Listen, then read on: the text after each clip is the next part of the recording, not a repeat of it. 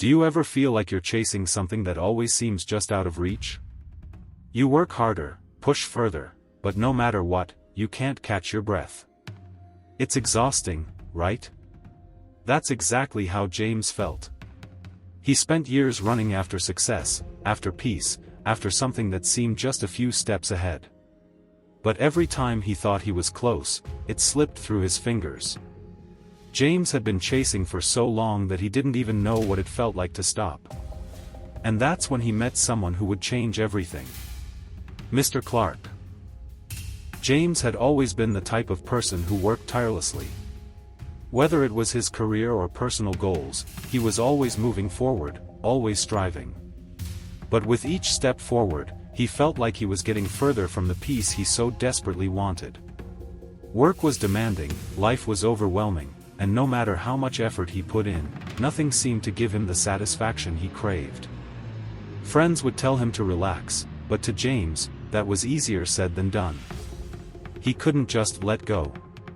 His entire identity was built on the idea of pushing harder, trying more.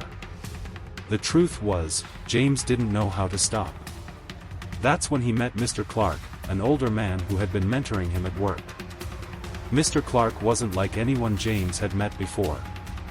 Calm, collected, and always at peace, he spoke about a powerful philosophy, Stoicism. He told James, true peace comes not from chasing, but from receiving. James didn't understand it then, but he couldn't shake the feeling that maybe, just maybe, Mr. Clark had found something he had been searching for all along. James had reached a point where the hustle wasn't working anymore. He needed something more. He wanted to find peace, a peace that didn't require constant striving, constant stress, and constant movement. The idea of letting go seemed impossible. After all, how could he stop pushing when everything he'd achieved in life was because of relentless effort? But after his conversation with Mr. Clark, something started to shift. Mr. Clark had told him about Stoicism, a philosophy that taught to accept life as it is and not fight against it. James had never considered it before. He wasn't even sure what it meant. But what Mr. Clark had said lingered in his mind. Stop chasing, and start attracting. For the first time in his life, James questioned everything he had been taught.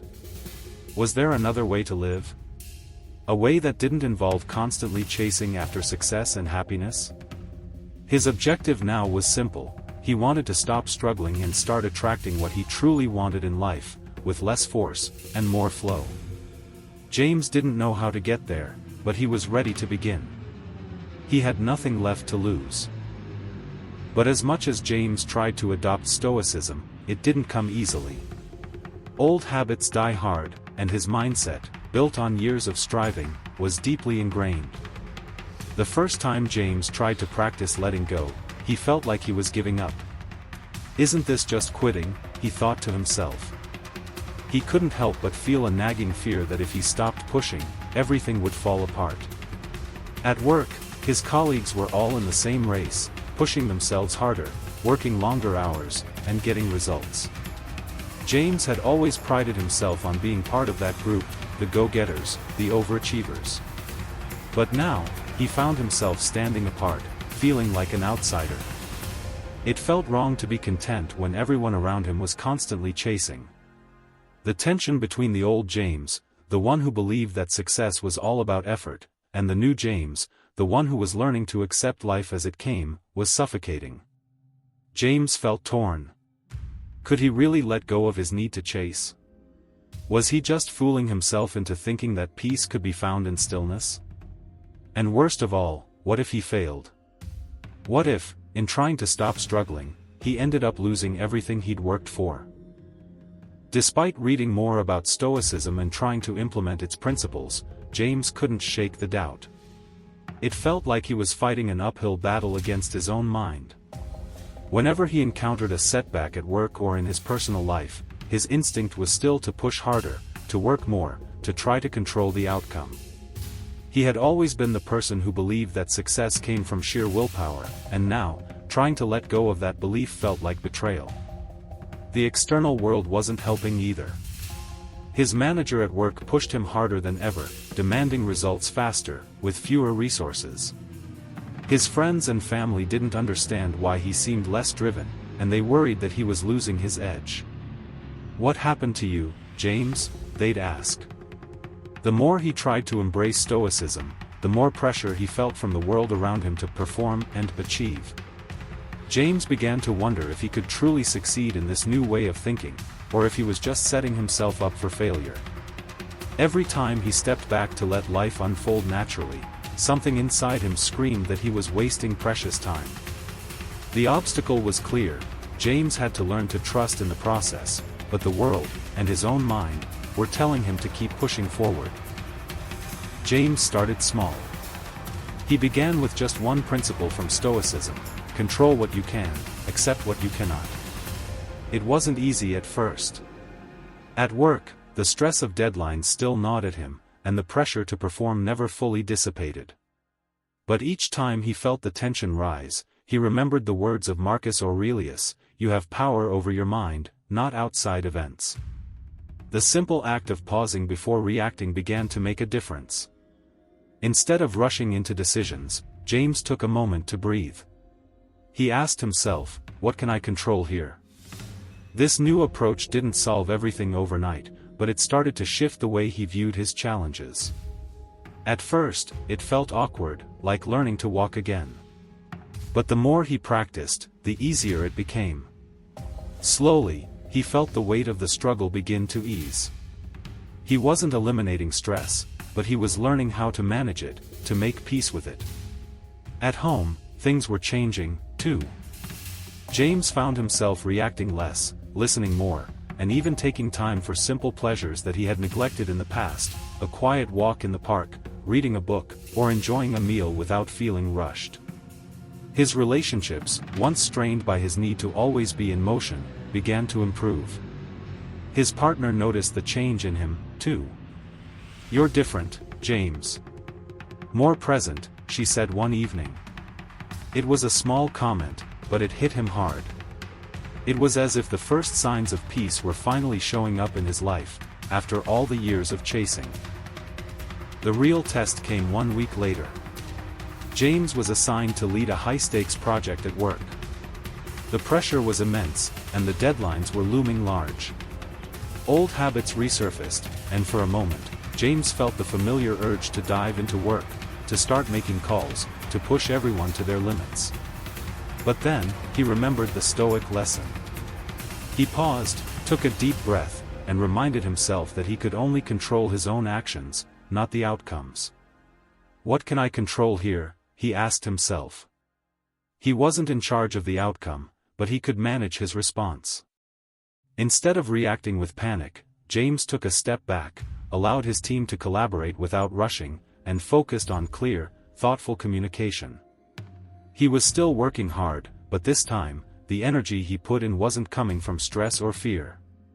It came from clarity and purpose. As the days passed, James noticed something he hadn't expected: things were falling into place.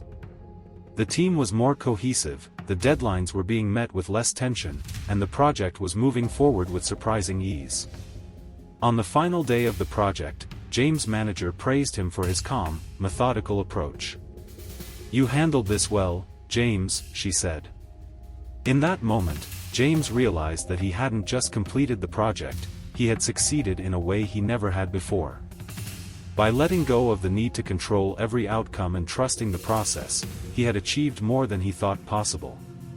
The stress he'd carried for so long had lifted, replaced by something even more powerful: peace. James started to notice something that others didn't. At work, his colleagues were still grinding, still pushing, just like they always had. They would complain about the stress, the tight deadlines, the endless meetings, but James felt different. He no longer felt the need to complain. When things didn't go according to plan, he remained calm. When a problem arose, he didn't panic. He simply asked himself, "What can I control here?" But his colleagues, they didn't understand. To them, James was still the same hard-working, driven individual he had always been. They couldn't see the changes he was making internally. His boss noticed his new approach and praised him for his calm, methodical style, but the rest of the office had no idea what was truly driving his success. James didn't mind. He wasn't doing this for anyone else. But it was interesting to watch. He had learned to let go of his need for external validation, and that was the biggest change of all. The dramatic irony was clear: James was on a completely different path, but no one else could see it yet. He had stopped chasing, and instead, he was attracting everything he needed, but they were still caught in the chase. James had changed. It wasn't just his work habits that had improved, but his entire outlook on life. He no longer reacted to every little challenge with frustration or stress. When something didn't go his way, he found peace in the acceptance that he couldn't control everything. It wasn't easy, but it was transformative. At home, his partner noticed the shift too. They had always had a tumultuous relationship, with James often being distant, distracted, or overly focused on work. But now, he was present. He listened more deeply, spoke with more intention, and didn't rush through their time together. One evening, his partner turned to him and said, "You've changed, James. I feel like I'm finally seeing the real you." That comment hit James harder than he expected.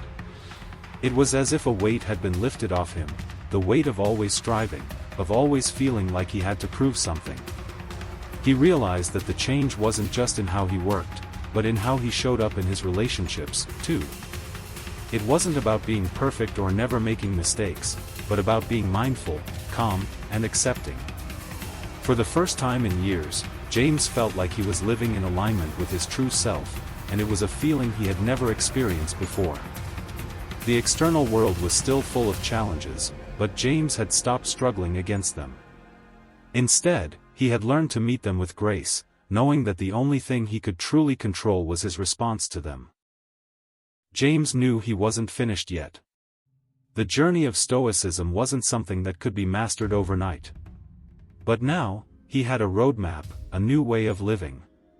He had learned to take each challenge as it came, to respond calmly, and to trust the process. His work life was less stressful, his relationships were stronger, and for the first time, he could truly enjoy his achievements without feeling the need to chase the next one. One day, after a long week, James found himself sitting on a park bench, watching the sunset.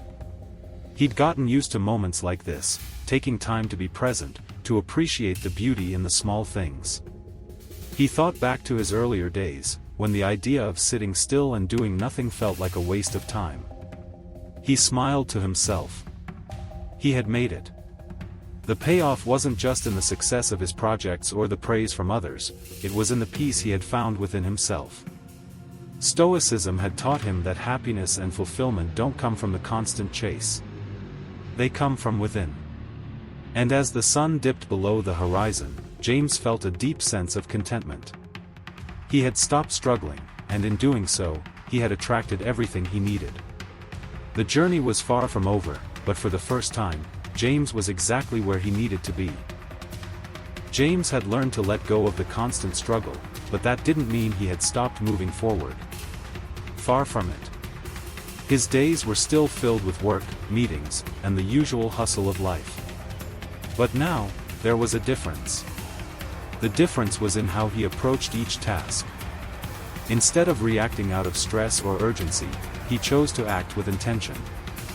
He was mindful in every decision he made, whether it was choosing the next project to take on or how to respond to a colleague. He started to delegate more at work, trusting his team to handle the tasks that he once felt compelled to control.